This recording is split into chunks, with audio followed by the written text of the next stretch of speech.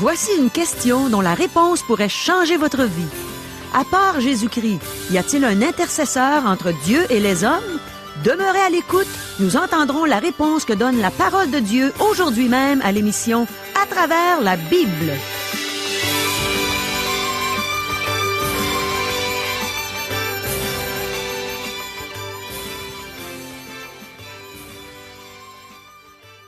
Chers auditeurs, pour en savoir davantage sur le contenu de cette émission, vous pouvez contacter en tout temps Radio Espoir via Internet à www.radioespoir.ca ou par téléphone, sans frais, au 1-877-l'Espoir, 1-877-537-7647.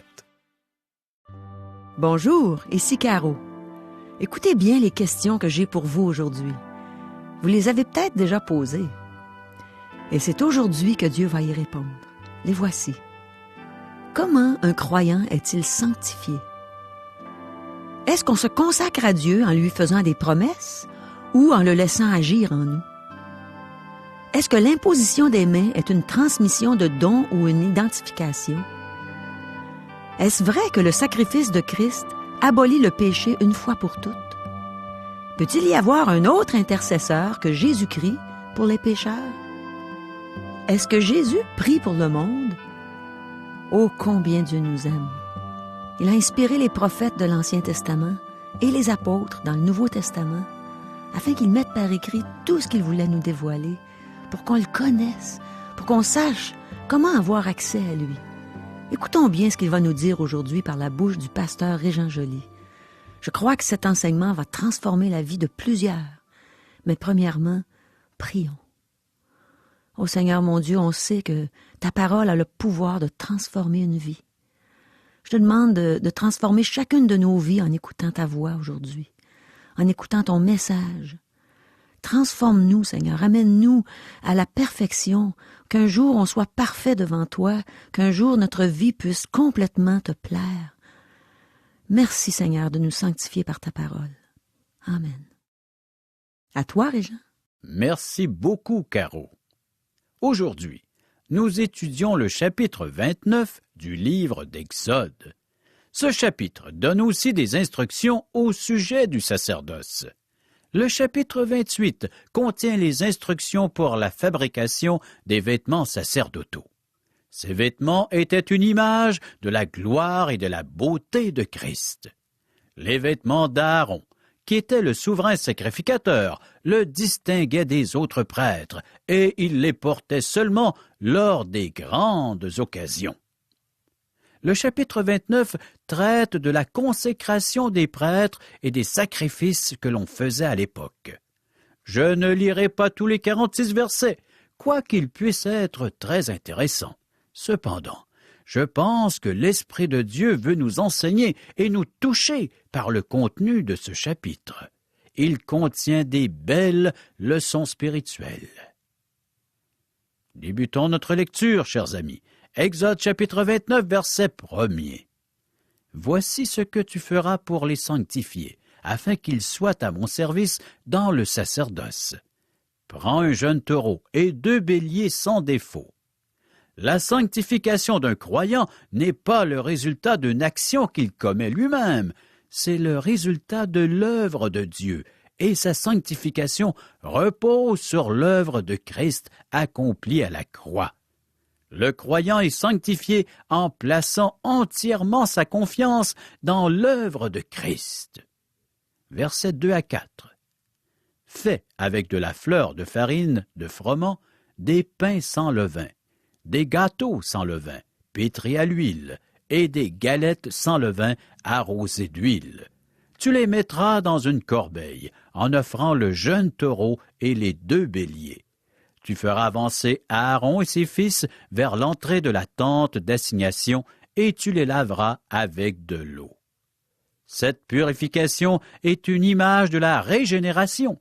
Nous lisons dans le Nouveau Testament, dans Tite, chapitre 3, verset 5. « Il nous a sauvés, non à cause des œuvres de justice que nous aurions faites, mais seulement sa miséricorde, par le baptême de la régénération et le renouvellement du Saint-Esprit. » La purification mentionnée ici illustre la régénération. La cuve d'airain symbolise un autre type de purification. Maintenant, Moïse va revêtir Aaron de ses vêtements sacerdotaux.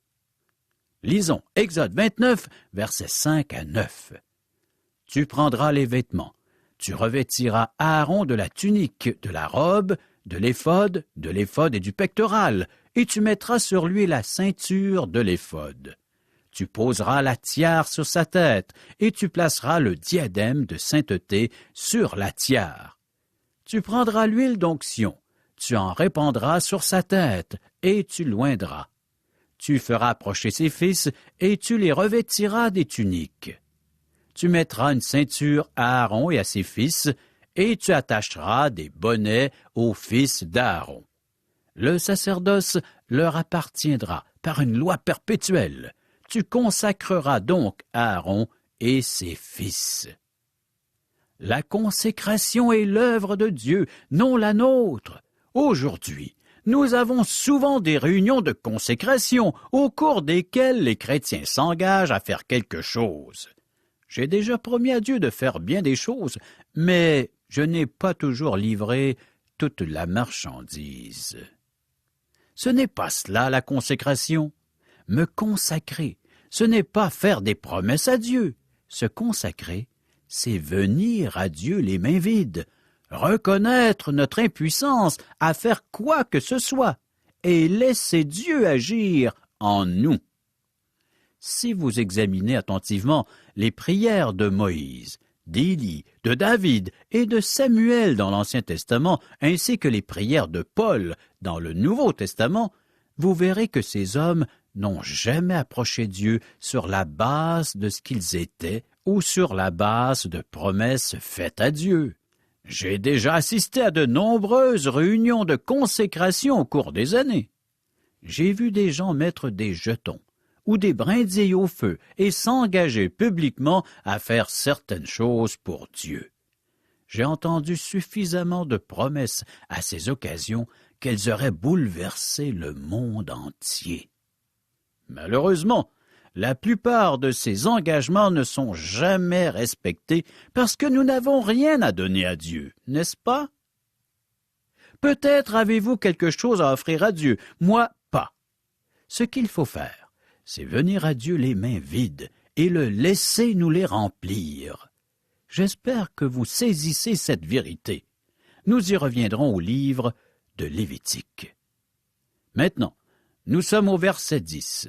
« Tu amèneras le taureau devant la tente d'assignation, et Aaron et ses fils poseront leurs mains sur la tête du taureau. » L'Ancien Testament parle souvent de poser ou d'imposer les mains lors du service du tabernacle. Ici, c'est le souverain sacrificateur et ses fils qui posent les mains sur un taureau. Beaucoup de personnes semblent croire qu'imposer les mains transmet quelque chose de magique ou spirituel. Ce n'est pas le cas. Ce n'est pas le but de l'imposition des mains. Vous ne pouvez pas transmettre quelque chose à une personne en lui imposant les mains, sauf peut-être quelques microbes. C'est la seule chose que vous pouvez transmettre. Poser les mains sur un animal, c'est s'identifier à lui. Lorsqu'un pécheur se présentait à l'autel et qu'il posait les mains sur l'animal qu'il avait apporté, cela signifiait que l'animal mourrait à sa place. Le pécheur s'identifiait à l'animal. L'idée que l'on puisse guérir ou transmettre des dons, comme par magie, en imposant les mains, n'est pas biblique. Ce genre de pratique devrait être mis de côté. Lors d'une mise à part, lorsque les pasteurs et les anciens imposent les mains à un individu, ils ne lui transmettent pas de dons, ni ne lui donnent de pouvoir. Ils s'identifient à lui et à son ministère. Ils reconnaissent que la personne sur laquelle ils posent les mains a reçu un appel de Dieu pour le ministère. Cet homme est maintenant un représentant de l'association chez laquelle il a été mis à part. Le taureau est mort à la place d'Aaron.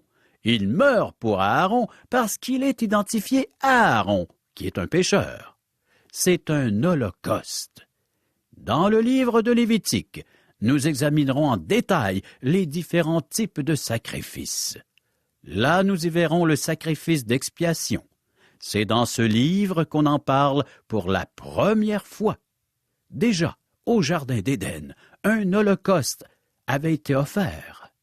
L'autel d'airain est aussi parfois appelé l'autel des holocaustes, parce que c'est sur cet autel que le sacrifice principal était fait. Ce sacrifice principal est l'Holocauste, qui fut le premier type de sacrifice offert, et il est une image de Christ. L'autel illustre ce qu'il a fait pour nous. Le texte nous donne beaucoup de détails, mais nous y reviendrons lorsque nous serons rendus dans le livre de Lévitique. Versets 26 et 27. Tu prendras la poitrine du bélier, qui aura servi à la consécration d'Aaron, et tu l'agiteras de côté et d'autre devant l'Éternel. Ce sera ta portion. Tu sanctifieras la poitrine et l'épaule du bélier qui aura servi à la consécration d'Aaron et de ses fils, la poitrine en l'agitant de côté et d'autre, l'épaule en la présentant par élévation. Le livre de Lévitique mentionnera aussi ce détail. Aaron et les prêtres recevaient une portion des sacrifices. Les terres du pays avaient été distribuées entre les tribus d'Israël, mais la tribu de Lévi n'en avait pas reçu. Une partie des sacrifices leur était accordée. C'était leur salaire. Les Lévites devaient servir dans le tabernacle et plus tard dans le temple. Ils avaient donc droit à une partie des offrandes. Ce chapitre se termine en mettant l'accent sur l'Holocauste. La Bible ne parle pas du sacrifice d'expiation avant le livre de Lévitique. Pourquoi en fut-il ainsi? Le sacrifice d'expiation fut institué après que le peuple reçut la loi mosaïque. Ici, il ne l'avait pas encore. Le péché existait avant la loi, mais ce n'était pas encore une offense. Ce n'était pas un péché délibéré contre une loi donnée par Dieu. Aujourd'hui, le péché est une offense puisque Dieu nous a donné sa loi. C'est en connaissance de cause que nous la violons. Certains péchés sont commis dans l'ignorance, mais l'ignorance de la loi n'est pas une excuse dans notre système judiciaire. Un péché devient une offense lorsqu'il est fait en violation d'une loi donnée par Dieu. La loi fut donnée afin que l'homme se rende compte qu'il est pécheur. L'homme était pécheur avant l'arrivée de la loi, donc ce n'est pas la loi qui l'a rendu ainsi. Cependant, celle-ci expose le fait qu'il est pécheur. Maintenant, nous voyons que l'Holocauste devait être offert à perpétuité, matin et soir. Versets 38 à 40. Voici ce que tu offriras sur l'autel. 2 agneaux d'1 an chaque jour à perpétuité. Tu offriras l'un des agneaux le matin et l'autre agneau entre les 2 soirs. Tu offriras, avec le premier agneau, 1/10 d'épha de fleur de farine pétrie dans un quart de hin d'huile d'olive concassée et une libation d'1 quart de hin de vin. Le détail important à retenir, c'est que l'Holocauste devait être offert quotidiennement matin et soir. Nous verrons les autres détails dans le livre de Lévitique. Les Israélites avaient besoin d'un rappel constant qu'ils avaient besoin que quelqu'un meure à leur place, puisque leur péché méritait la mort. Donc, il devait y avoir effusion de sang, matin et soir. Ceci est expliqué clairement dans l'Épître aux Hébreux. Autrement, il aurait fallu qu'il eût souffert plusieurs fois depuis la création du monde, tandis que maintenant, à la fin des siècles, il apparut une seule fois pour abolir le péché par son sacrifice. Hébreux chapitre 9, verset 26. Le sang des taureaux, des chèvres, des béliers et des agneaux ne pouvait pas vraiment effacer les péchés du peuple. Maintenant, Le sang de Christ l'a fait. Le sacrifice de Christ est celui qui efface effectivement nos péchés. Il a eu besoin de mourir qu'une seule fois. Il est mort une fois au temps appointé par Dieu, et il s'est offert en sacrifice pour nos péchés. Nous abordons maintenant le chapitre 30, un des grands chapitres qui traite de l'adoration. Nous y voyons les instructions pour l'aménagement de l'autel des parfums, qui est une image de la prière. Ensuite, nous verrons que ceux qui peuvent adorer sont ceux qui sont rachetés. Nous allons aussi examiner les instructions au sujet de la cuve d'airain, car il faut être purifié avant d'approcher Dieu. Cette purification est nécessaire si nous désirons être utilisés de Dieu. Maintenant, nous allons voir les instructions pour l'autel des parfums qui était placé dans le lieu saint. Le lieu saint faisait partie du cœur du tabernacle. Dans la cour extérieure se trouvait l'autel d'airain et la cuve d'airain. L'autel d'airain est une image de la mort de Christ à la croix, de sa mort pour nos péchés. Lorsque nous pénétrons dans le lieu saint, nous voyons 3 articles de mobilier qui illustrent l'adoration.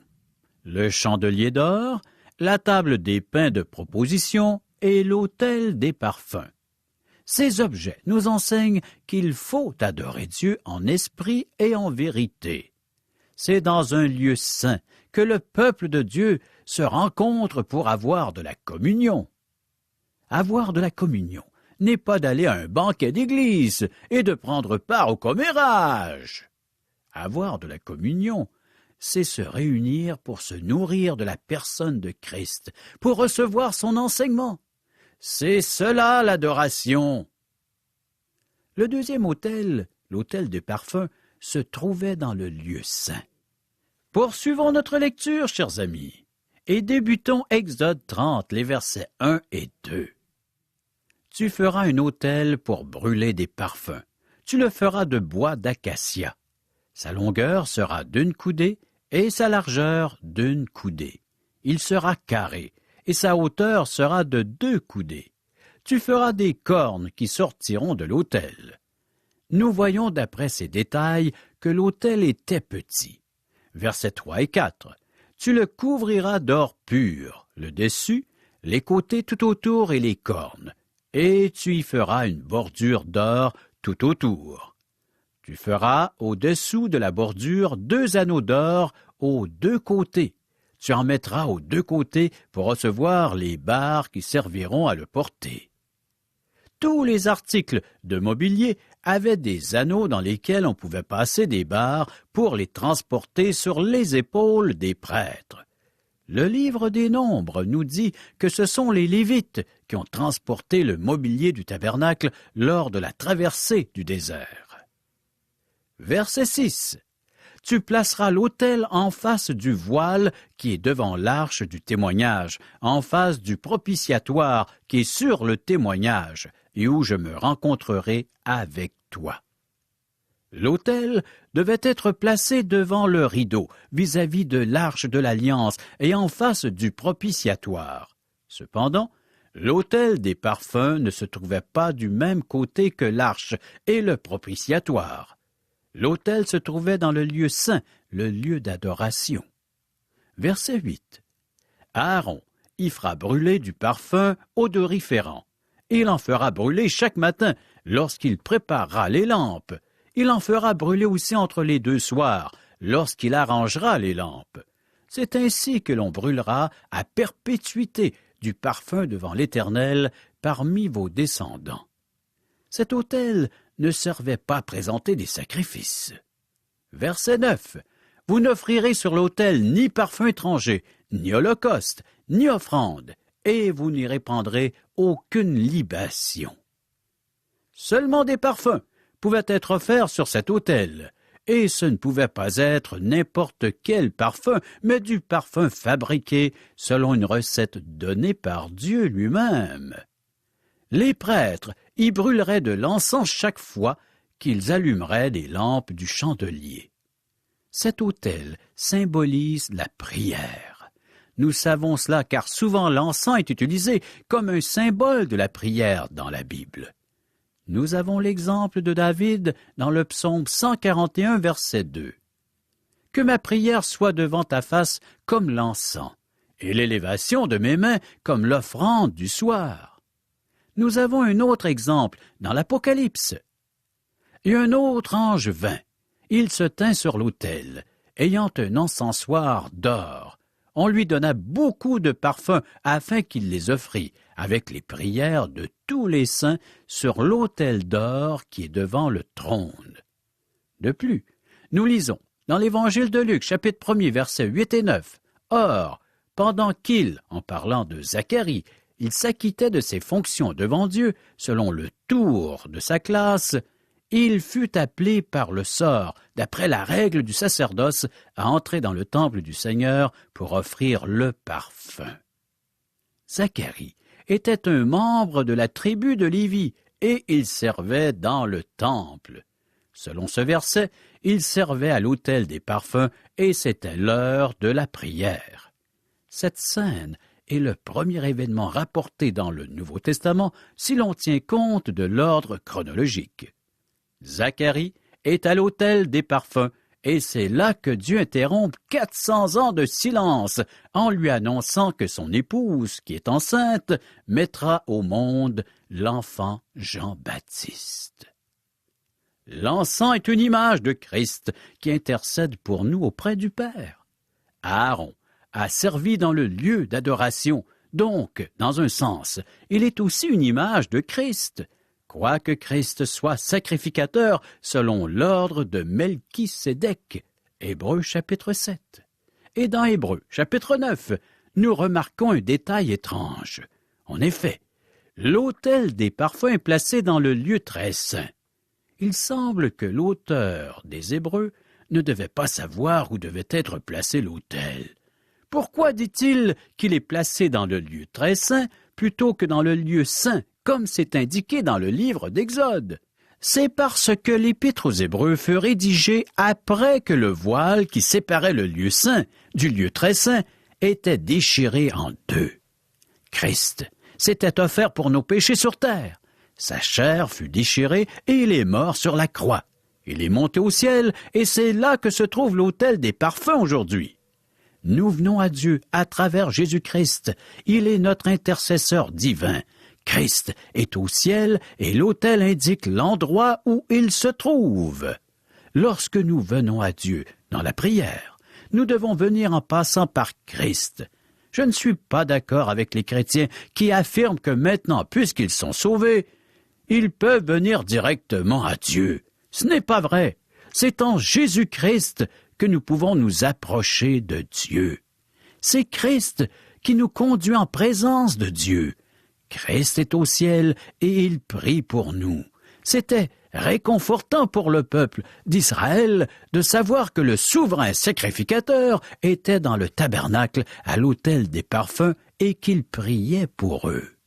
De même, c'est merveilleux de savoir que Jésus-Christ, notre souverain sacrificateur, intercède pour nous.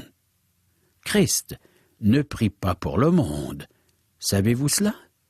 Lorsqu'il a prié pour ses apôtres et tous ceux qui croiraient en lui, il a dit « C'est pour eux que je prie.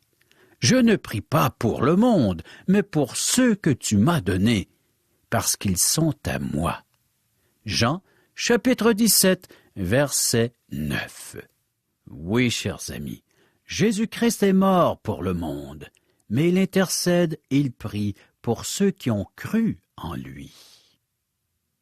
Chers amis, préparons-nous pour la prochaine émission en lisant Exode chapitre 30. Merci, Régent. Quand je pense à toutes ces personnes bien intentionnées qui croient pouvoir se consacrer à Dieu en s'engageant à faire quelque chose, en faisant des promesses à Dieu, ce sont des personnes sincères. C'est peut-être toi, mon ami. Mais aujourd'hui, on a appris que se consacrer, c'est simplement venir à Dieu les mains vides, pour que ce soit lui qui les remplisse, reconnaissant notre impuissance à faire quoi que ce soit et laissant Dieu agir en nous. Je crois qu'on a besoin de demander à Dieu de nous donner de l'humilité, suffisamment pour réaliser qu'on n'a rien à lui offrir et pour le supplier d'accomplir lui-même son œuvre en nous. C'est comme ça que Dieu peut être glorifié à travers nous. On a vu aussi qu'il y a un seul intercesseur divin, c'est Jésus. C'est lui, le Fils de Dieu, Dieu fait homme, qui est mort sur la croix pour payer la dette de nos péchés. C'est lui qui est ensuite ressuscité glorieux. Il est monté au ciel. Il s'est assis à la droite du Père. Et il intercède. Il prie pour nous. Du moins, il prie pour nous qui l'avons reçu comme Sauveur et Seigneur de notre vie. Tant de gens essaient de passer par d'autres pour aller dans la présence de Dieu. Alors que Jésus a dit lui-même, « Je suis le chemin, la vérité et la vie. Nul ne vient au Père que par moi. » La parole de Dieu est simple. Un enfant peut la comprendre. Jésus ne parlait pas en parabole quand il a dit qu'il était le chemin, la vérité et la vie, et que personne ne peut venir au Père que par lui. On peut prendre littéralement ce qu'il a dit. Jésus est le chemin, pas un des chemins, comme s'il y en avait d'autres. Il est la vérité, pas une des vérités, comme s'il y en avait d'autres. Il est la vie. Il y a seulement une vie qui soit éternelle, et c'est celle que Jésus donne par son précieux sang. As-tu reçu cette vie? Y a-tu un moment dans ta vie où tu as vraiment réalisé que Dieu saisissait ton cœur et qu'il te donnait la vie éternelle? On ne peut pas s'imaginer qu'on l'a toujours eu, c'est impossible, parce qu'il faut se reconnaître pécheur. Il faut reconnaître qu'on a besoin du pardon de Dieu pour recevoir le don gratuit de la vie éternelle. Et il faut mettre notre confiance en Jésus seul. Jésus a pris ta condamnation sur lui quand il est mort sur la croix. Il a payé à ta place. Tu n'as pas besoin de gagner ta place au ciel. Même tu ne peux pas quand même que tu ferais plein de bonnes œuvres jusqu'à la dernière journée de ta vie. Ce ne serait pas suffisant pour te mériter une place au ciel. Jésus l'a payé en entier. Jésus a eu compassion de toi. C'est pour ça qu'il a quitté sa couronne de gloire, puis qu'il a pris un corps d'humiliation comme le nôtre. Il est venu sur cette terre, imagine Dieu dans un corps humain, qui s'est fait serviteur pour nous, qui est venu donner sa vie. Il n'y a pas de plus grand amour que celui de Jésus. Reçois-le aujourd'hui. Laisse Jésus te donner la vie éternelle. Bien oui, chers amis, nous vous offrons des cours bibliques par correspondance. Une minute, Régent, est-ce que c'est compliqué ces cours-là? Parce que tu sais, moi, je suis pas très intellectuel. Rien de plus facile, Caro. Ouais. Les gens n'ont qu'à prendre la Bible qu'ils ont à la maison, Oui. de nous commander ces petits livrets, et par le fait même, en quelques minutes seulement, ils auront répondu à ces simples questions. Est-ce qu'il y a beaucoup de En rapport par cœur? avec le texte qu'ils auront lu. Du Yep. par cœur. Quasiment pas de par cœur. Oui, c'est intéressant. C'est juste des questions, des qui, quoi, comment, pourquoi. Pour mieux connaître Dieu. Approfondir le texte biblique afin qu'il puisse nous parler et même nous interpeller. Car son auteur, Dieu, est vivant. Ah, ça, j'en suis certaine, Régent. Et il a des choses très importantes à partager avec nous. J'ai le goût de m'inscrire. Voilà le but, le pourquoi nous vous offrons ces cours par correspondance à partir de chez vous. Pour toute correspondance, Alors, vous pouvez nous rejoindre par téléphone, en composant le 1-877-l'Espoir, 1-877-537-7647 ou via courriel à www.radioespoir.ca. Et aussi, on a une adresse postale. Radio Espoir, casier postal 34 143 Charlebourg, Québec, G1G 6P2. À demain! Oui.